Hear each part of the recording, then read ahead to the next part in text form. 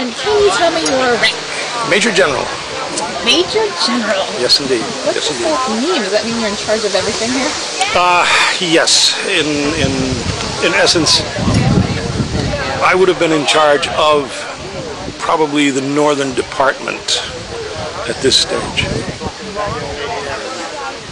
Major General, each state was allowed 2 in the Continental Service. Now they could have as many militia generals as militia would merit having, but only 2 could serve from each state in the Continental establishment. That's very important. And you were a Brigadier General with 1 star, a Major General with 2 stars. There's only 1 Lieutenant General, and that's Washington himself. So tell me about the Battle of Bennington.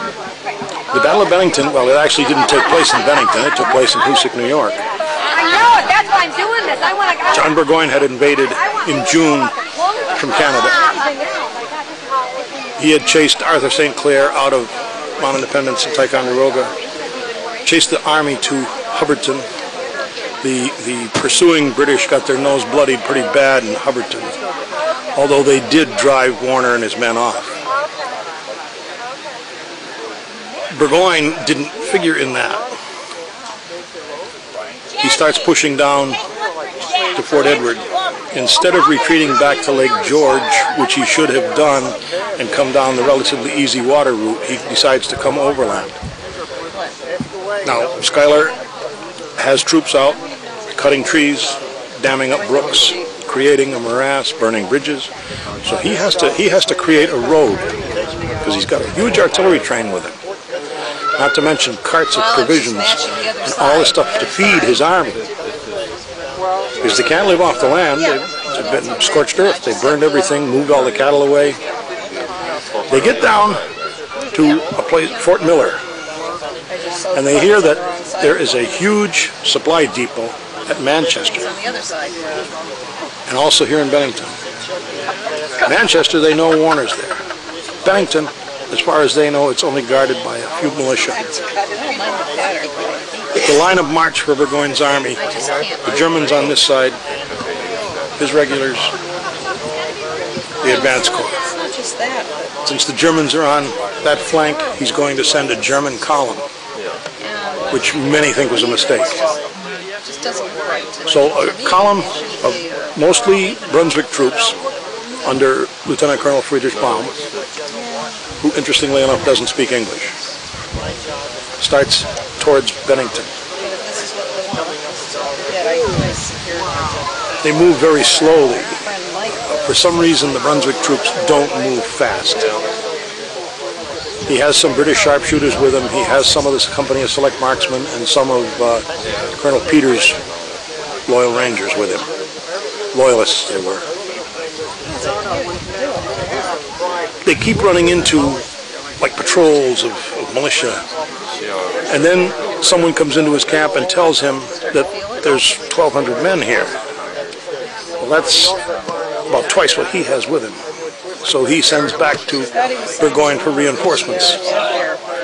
Now, rather than send the advance corps, the good British troops, he sends Lieutenant Colonel Bremen with his ponderous advance corps of grenadiers and heavy infantry and 2 artillery pieces.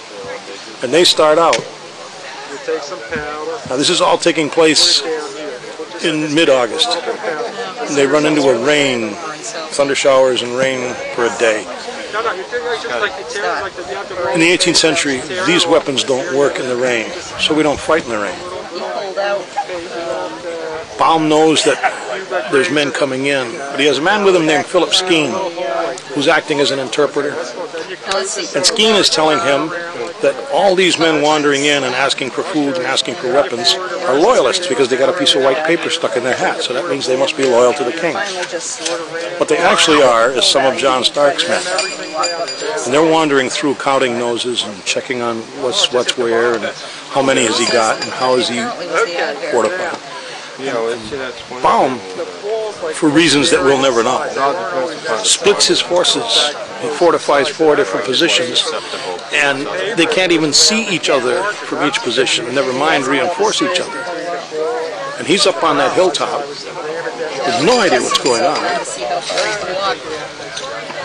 The afternoon of the 16th, all of a sudden, all these men in the woods around him are taking up their weapons and firing at him. Now these are guys he's been told are loyal to the king. You kind of got to feel sorry for him. I mean, he's been duped completely. The poor guy can't even speak English. He has no idea what's going on. He hears all this because they're attacking from 3 different positions at once.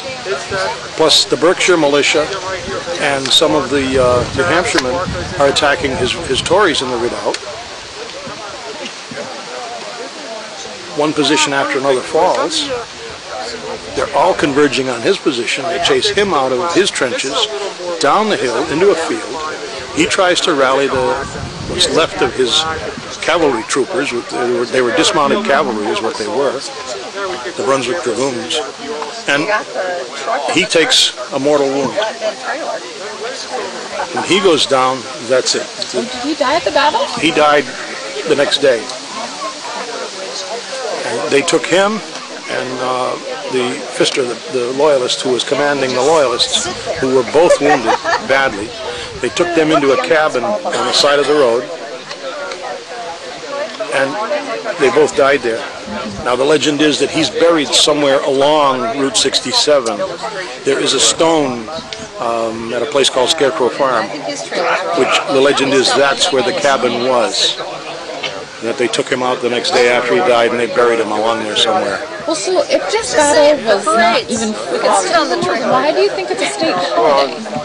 Well, it became known as the Battle of Bennington because Bennington is where the storehouse that they were headed for. And it was only chance. If Stark had stopped short of Bennington and Baum had come in, of course, it would have happened in Bennington, which then was only a small village. But he had pushed through. The two armies actually ran into each other out there, not even knowing each other was there. This happened like 2 days before. Yeah, that's right, yeah. And they saw each other, and immediately they both backed off, and then it rained the next day. And then the day after that, the battle was fought. On August 16th? Yes. Well, so what is it about reenactment that interests you about living history? The chance to educate young people. There was a little girl here a little while ago, and you could see the lights come on. And when that happens, that's a thrill. It really is. It's unfortunate. A lot of kids today don't think there's any American history beyond the Civil War.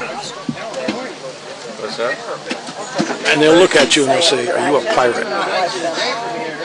Well, to heck. Captain Hook, that kind of thing. That was payback, I think, for all of that. They have to be taught what it meant to live, to work, to fight. Why did they fight?